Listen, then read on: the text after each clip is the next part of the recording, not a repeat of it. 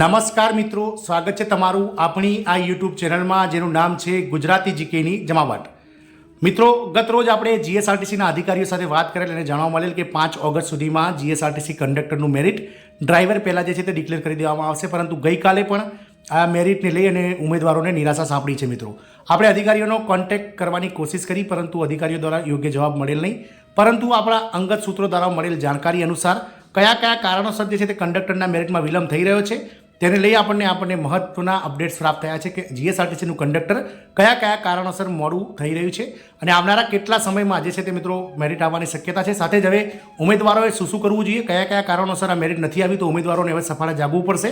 તો ઉમેદવારોએ આગામી સમયમાં શું કરવું જોઈએ, તમામ માહિતી સાથે આજના વિડીયોમાં ઉપલબ્ધ છે. વિડીયો થોડો લાંબો બનવા જઈ રહ્યો છે, તો જે ઉમેદવારોને ખરેખર કંડક્ટરની માહિતી જોઈતી હોય તો ઉમેદવારો અંત સુધી વિડીયોના બન્યા રહો. અને જો ચેનલમાં તમે નવા હોય તો અમારી ચેનલને સબસ્ક્રાઇબ કરો, બાજુમાં રહેલું બેલ આઇકોન દબાવી ઓલ નોટિફિકેશન ઓન કરો, જેથી કરીને ચેનલ પર મૂકવામાં આવતા વિવિધ ભરતીના નોટિફિકેશન, વિવિધ ભરતીના પરિણામ, જીકેના વિડીયો, સરકારી કર્મચારી પેન્શનર્સ યોજનાઓને લગતા પરિપત્રો તમને સરળતાથી ચેનલના માધ્યમથી ઉપલબ્ધ થઈ જાય. તો મિત્રો, ગત રોજ જીએસઆરટીસી દ્વારા જગ્યાના 15 ગણા એટલે કે 2320 જગ્યા માટે જે ભરતી ડિક્લેર થઈ છે તેના 15 ગણા એટલે 34,800 ઉમેદવારોનું જે મેરિટ લિસ્ટ છે લેખિત પરીક્ષા માટેનું, OMR માટેનું, તે મિત્રો 5 ઓગસ્ટ સુધીમાં અધિકારીઓ દ્વારા કહ્યું હતું કે નિગમની વેબસાઇટ પર મૂકી દેવામાં આવશે.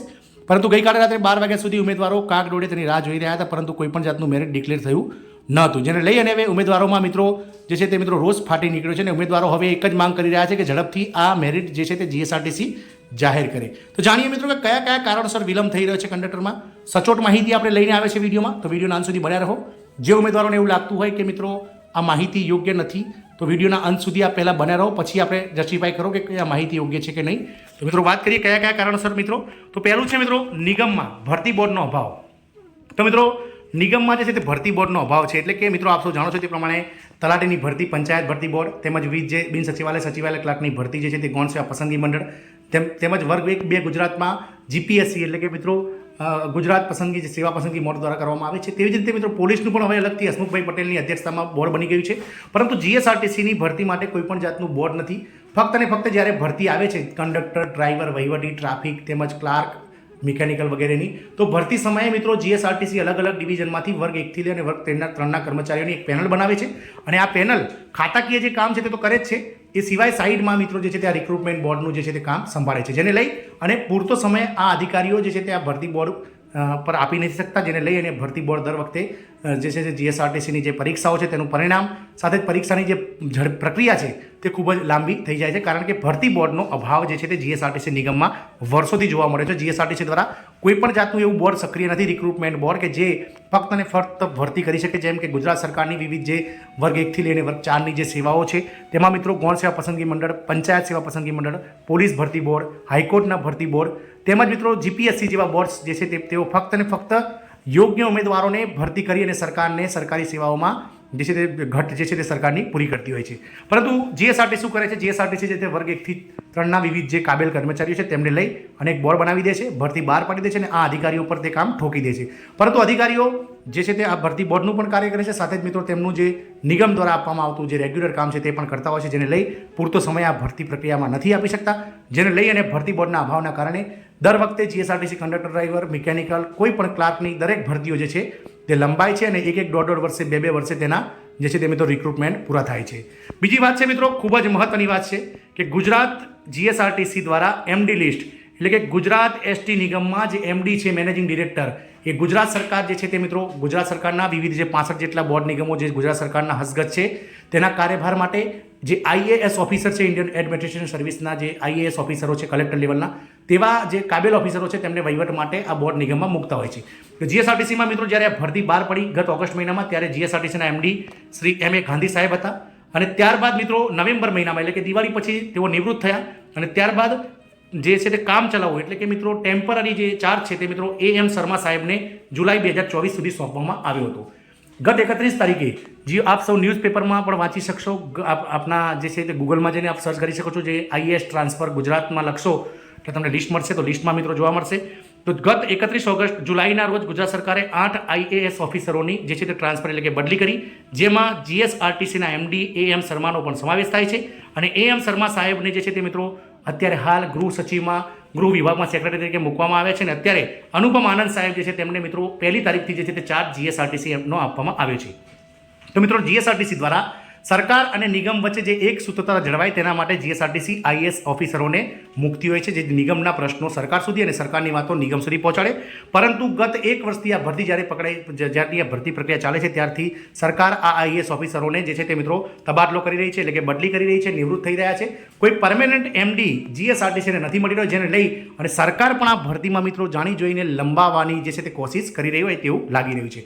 વિદ્યાર્થી મિત્રો, ખાસ મુદ્દો છે કે અત્યારે હાલ GSRTCમાં ફરીથી જે છે તે મિત્રો AM શર્મા સાહેબ, જે ઇન્ચાર્જ જેમને વધારાનો હવાલો આપવામાં આવ્યો હતો GSRTC MDનો, તેઓને બદલી કરી દેવામાં આવી છે અને અનુપમ આનંદ સાહેબને પણ વધારે એડિશનલ ચાર્જ એટલે કે વધારાનો ચાર્જ GSRTCને આપવામાં આવ્યો છે. તેઓ મિત્રો પૂર્ણકાલીન જે છે તે MD નથી, એટલે તેઓના કાર્યકાળમાં પણ મિત્રો આ ભરતી પ્રક્રિયા મને નથી લાગતું કે પૂર્ણ થાય. કારણ કે ભરતી પ્રક્રિયા માટે સરકાર સાથે જે છે તે એક સૂત્રતા જાણવા માટે કોઈ અધિકારી હોવો જોઈએ, જે અત્યારે હાલ GSRTC નિગમમાં અવેલેબલ નથી. મિત્રો, અધિકારીઓ સાથે તેમજ આપણા સૂત્રો સાથે વાત થઈ તો તેઓ પણ એવું જણાવ્યું હતું કે આ ભરતી પ્રક્રિયા આગામી 2025માં જ બધું ભરતી પ્રક્રિયાની પરીક્ષાઓ તેમજ મેરિટ બધું આવશે તેવું હાલમાં દેખાઈ રહ્યું છે. કારણ કે અધિકારીઓ હવે કોઈ પણ જાતની વાત કરવા માટે તૈયાર નથી. તેઓ પણ મિત્રો હવે આ થાકી ગયા છે કે આપણને આ જે ન્યૂઝ આપે છે તે ન્યૂઝ પ્રમાણે આપણે વિડીયો બનાવતા હોઈએ છીએ, પણ ઘણીવાર અધિકારીઓ પણ ખોટા પડે છે, જેથી લઈને હવે અધિકારીઓ પણ મૌન સેવી રહ્યા છે અને એવું કહી રહ્યા છે કે મિત્રો હાલમાં ટેમ્પરરી સાહેબ આવ્યા છે GSRTC MD, તેઓને મિત્રો સિસ્ટમ સમજતા તેમજ GSRTC નિગમની બધી ભરતી પ્રક્રિયા બધું સમજવામાં 2 થી 3 મહિનાનો સમયગાળો લાગી શકે છે.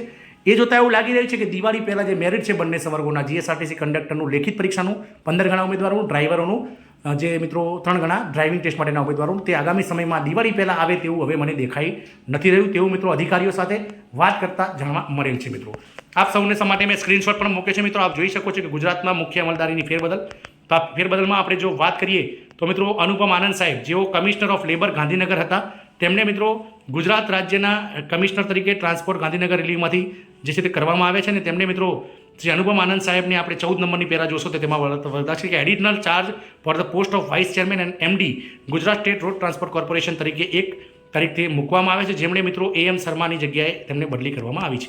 AM શર્મા સાહેબની વાત કરીએ તો લાસ્ટમાં મૂકવામાં આવી છે 18 નંબરમાં. AM શર્મા સાહેબ જે છે તેમને વાઇસ ચેરમેન ડિરેક્ટર જે GSRTCના હતા, તેમને મિત્રો principal secretary honourable government of Gujarat Gandhinagar તરીકે મિત્રો જે છે તે ટ્રાન્સફર મૂકવામાં આવી છે.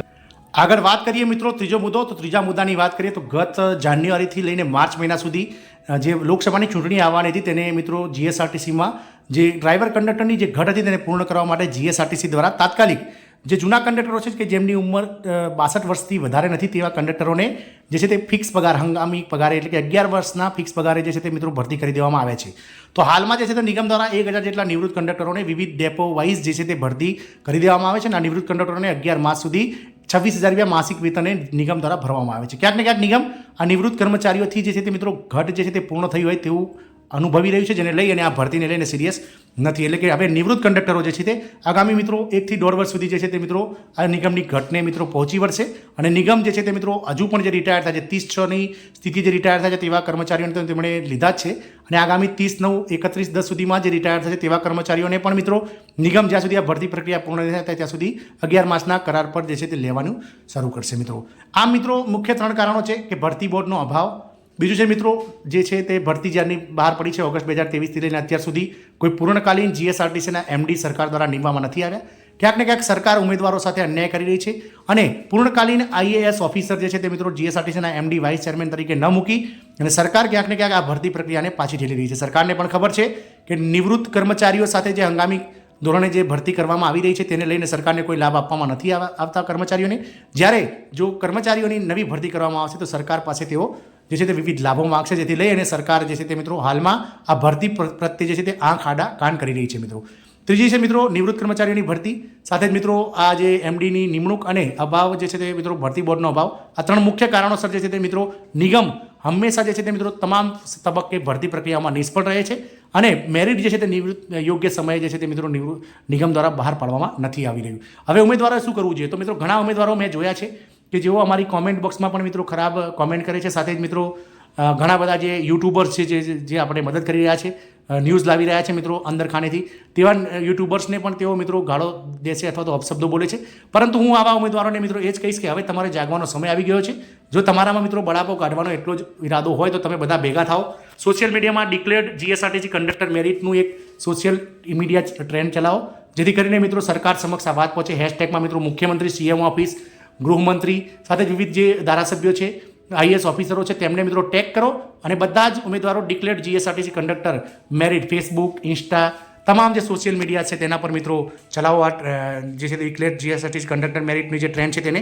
સાથે જ મિત્રો જે જાગૃત ઉમેદવારો છે જે ખરેખર કંડક્ટરની નોકરી મેળવવા ઈચ્છે છે અને જેઓ ખરેખર આ ભરતીની રાહ જોઈ રહ્યા છે તેવા ઉમેદવારો મિત્રો મેરિટની રાહ જોઈને થાકી ગયા હોય તો જીએસઆરટીસીની મધ્યસ્થ કચેરી રાણીપ ખાતે એમડી સાહેબની ઓફિસ આગળ થઈને એકઠા થાઓ. તમે જે ફોર્મ ભર્યું છે તેની નકલ લઈ જાઓ મિત્રો, તમારું જે એપ્લિકેશન ફોર્મ છે તે, અને એપ્લિકેશન ફોર્મ સાથેનું મેરિટ જે છે તે આવેદનપત્ર લખો, જેમાં લખો કે મારો એપ્લિકેશન નંબર આ છે અને મારે કંડક્ટરની મેરિટની તારીખ જાહેર કરવી છે, જલ્દીથી આપ જાહેર કરો. આવા આવેદનો મિત્રો આપ જીએસઆરટીસી મધ્યસ્થ કચેરી ખાતે ભેગા થઈને આપો. મિત્રો ઘણા ઉમેદવારો છે જે મિત્રો સોશિયલ મીડિયામાં અને એમાં મિત્રો એક્ટિવ રહે છે, ત્યાં મિત્રો બળાપો મારતા હોય છે, પરંતુ ખરેખર જ્યારે લડવાનો સમય આવે છે ત્યારે તેઓ હાજર રહેતા નથી. આવા ઉમેદવારોને મારી નમ્ર વિનંતી છે કે આ વખતે પાછા ના પડશો. તમામ ઉમેદવારો એકઠા થાઓ, મધ્યસ્થ કચેરી રાણીપ ખાતે જાઓ. જો કોઈ ઉમેદવાર રાણીપ ખાતે ના આવી શકતા હોય, અમદાવાદથી દૂર રહેતા હોય તો તેવા ઉમેદવારો જે તે ડિવિઝનની ઓફિસ મધ્યસ્થ કચેરી ડિવિઝન ખાતે જાઓ, નિયામકશ્રીને મળો, નજીકના ડેપો ખાતે જાઓ, ડેપો મેનેજરને આવેદન આપો. અને આમ કરતાં ગુજરાતમાં જે 1,35,000 જેટલા કંડક્ટરના ફોર્મ ભરાયા છે તેમાંથી કદાચ 50,000 જેવા લોકો પણ આવેદન આપશે તો ચોક્કસથી સરકારને તેને અસર પડશે. મિત્રો સોશિયલ મીડિયામાં તમે મિત્રો ટ્વિટર વોર ચલાવો, સાથે જ મિત્રો સોશિયલ મીડિયામાં ડિક્લેર્ડ જીએસઆરટીસી કંડક્ટર મેરિટનું જે છે તે મિત્રો ટેગલાઇન હેશટેગ કરીને મૂકતા રહો અને જીએસઆરટીસી મધ્યસ્થ કચેરી અને વિવિધ જે ડિવિઝન ઓફિસ છે, ડેપો છે, ત્યાં જઈને આવેદનો આપો. આવું કરવાથી મિત્રો ક્યાંક ને ક્યાંક જીએસઆરટીસી જાગશે, પૂર્ણકાલીન એમડી જે છે તે સરકાર નેમશે અને આ ભરતી પ્રક્રિયાને ઝડપથી પૂર્ણ કરશે. મિત્રો મને નથી લાગતું કે આવું કર્યા વગર કોઈ ચુકાદો આવે મિત્રો, કારણ કે ઘણા ખરા ઉમેદવારો જે છે આપણે જોયું કે હમણાં ફોરેસ્ટ ગાર્ડની જે ભરતી ગઈ તેમાં મિત્રો ફોરેસ્ટ ગાર્ડ માટે યુવરાજસિંહ લડ્યા. યુવરાજસિંહ ગાંધીનગર ખાતે 4 લાખ જેટલા ઉમેદવારો ફોર્મ ભર્યા હતા, 4 લાખ લોકોએ ફોર્મ પરીક્ષા આપી હતી, પરંતુ જ્યારે ખરેખર લડવાનો સમય આવ્યો, ગાંધીનગર ખાતે એકઠા થવાનો સમય આવ્યો, માંડ 500થી 700 ઉમેદવારો એકઠા થયા. તો આપ એક યુનિટી બનાવો, એકતા બનાવો, તમામ ઉમેદવારો નક્કી કરી એક તારીખ અને આપ ગાંધીનગર મધ્યસ્થ કચેરી સાથે જાઓ. અમે પણ તમારી સાથે છીએ. અમે પણ મિત્રો જેટલું અમારાથી બને તેટલું અમારા જે સૂત્રો છે, અમારા જે અધિકારીઓ ઓળખીતા છે તેમના દ્વારા જેટલી માહિતી લાવવાની હોય તેટલી લાવી અને તમારા સાથે મિત્રો પહોંચાડીએ છીએ. કોઈ મિત્રો તમે લાગતી હશે કે અમે અમુક ટાઈમ એવા વિડીયો બનાવીએ છીએ જેથી તમને એવું લાગે કે આ ફેકમ ફેક કરી રહ્યા છે અથવા તો ખોટી માહિતી છે, પરંતુ મિત્રો અમે અંદર ખાને જઈ અને સાચી માહિતી લાવીને જ તમારા સુધી પહોંચાડીએ છીએ. ઘણા ખરા યુટ્યુબર્સ પણ એવું કરી રહ્યા છે, તો મિત્રો તમે યુટ્યુબરને મિત્રો નાસીપાસ ના કરો, વિડીયો બંધ કરવા માટે તમે મજબૂર ના કરો મિત્રો, અને આપ ચોક્કસથી અમને સપોર્ટ કરો, અમે પણ તમને સપોર્ટ કરીશું. અને આ ટૂંક સમયમાં આપણે મેરિટ જાહેર કરે જીએસઆરટીસી એવું વોર ચલાવી અને સરકાર સમક્ષ જે આપણી માગણી પહોંચાડીશું. આ મિત્રો આ વિવિધ જે કારણોસર છે તેના કારણે મિત્રો આવનાર સમયમાં જે તે મિત્રો નિગમ દ્વારા કંડક્ટરનું મેરિટ જાહેર નથી થઈ રહ્યું. મિત્રો આવનાર કેટલા સમયમાં, તો મિત્રો એક અધિકારી સાથે વાત કરતા તેમણે કહ્યું હતું કે આવનાર 1 થી 1.5 મહિનામાં જો નવા એમડી સાહેબ તમામ પ્રક્રિયા સમજી લેશે, કારણ કે તમે પણ જાણો છો કોઈ પણ જગ્યાએ કોઈ અધિકારી બદલીને થઈ જાય તો તે સિસ્ટમને સમજવામાં, તે નિગમના જે વહીવટને સમજવામાં, તમામ ભરતી પ્રક્રિયાને સમજવામાં તેમને પણ સમયગાળો જોઈતો હોય છે. તો તેથી લઈને તેઓ એવું કહી રહ્યા હતા અધિકારી કે 1 થી 1.5 મહિનામાં જે છે તે નિગમ ડિક્લેર કરી શકે છે મેરિટ, પરંતુ મને નથી લાગતું કે 1 થી 1.5 મહિનામાં આ પૂર્ણ થાય, કારણ કે અત્યારે હાલ જે એમડી સાહેબ આવ્યા છે તે પણ ઇન્ચાર્જમાં છે, એટલે કે તેમને પણ વધારાનો ચાર્જ એમડીનો આપવામાં આવે છે, તેમને પૂર્ણકાલીન એમડી નથી બનાવવામાં, એટલે એ પણ એટલો રસ નહીં દાખવ્યા ભરતી પ્રક્રિયામાં. એટલે મને એવું લાગી રહ્યું છે ક્યાંક ને ક્યાંક કે હાલમાં તો મિત્રો દિવાળી સુધીમાં તો કોઈ અણસાર નથી દેખાઈ રહ્યા આ મેરિટ આવવાના. એટલે ઉમેદવારોએ હવે જાગવું પડશે, સરકાર સમક્ષ પોતાની માંગ પહોંચાડવા માટે સોશિયલ મીડિયાના માધ્યમથી, આવેદનોના માધ્યમથી જઈ અને તમારે જે છે તે અહિંસક લડત લડવી પડશે. તો આમ મિત્રો આપણે વિડીયોમાં વાત કરી તેવા વિવિધ 3 કારણોસર વિલંબ થઈ રહ્યો છે કંડક્ટરના મેરિટમાં અને નિગમ દ્વારા વિલંબ કરવામાં આવી રહ્યો છે. અને આવનારા કેટલા સમયમાં મેરિટ આવશે તે તો કહેવું મુશ્કેલ છે, પરંતુ અધિકારીઓ અને મિત્રો વિવિધ સૂત્રો દ્વારા જાણવા મળેલ માહિતી અનુસાર જે છે તે મેરિટ જે છે તે મિત્રો દિવાળી પછી એટલે કે 2025 સુધી પણ પાછું ઠેલાઈ શકે છે તેવી પણ માહિતી છે.